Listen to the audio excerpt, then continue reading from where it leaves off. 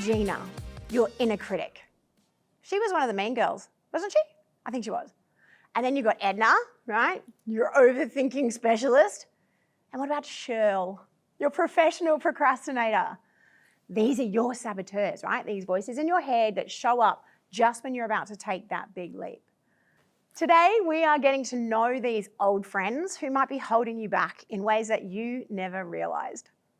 I'm Danielle Colley, and I'm here to help you to get unstuck and to live a life that feels good to live.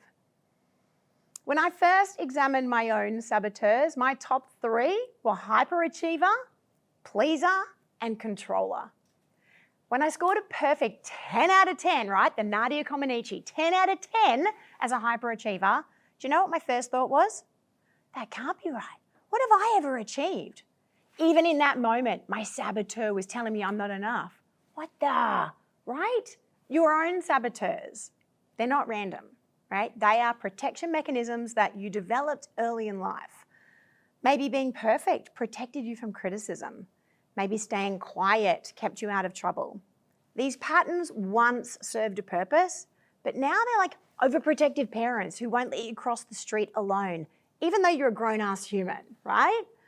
The most common saboteurs that I see in my clients include the perfectionist, of course, people pleaser, hello, hyperachiever, and then I think like controller and avoider, right? But there's more.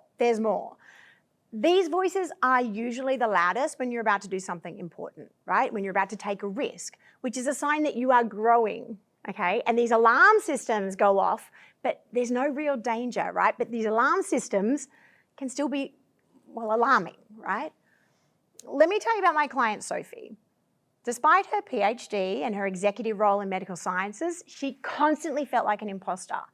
Her saboteur had convinced her that one day everyone was going to discover that she didn't belong. But her breakthrough came through not from silencing her voice, but understanding it.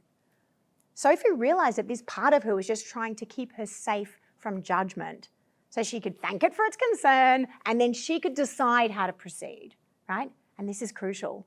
The goal here isn't to eliminate the saboteurs, it's to recognize them so that they don't run the show, right? You get to say, oh, that's my procrastinist talking, right? And you choose then how to respond.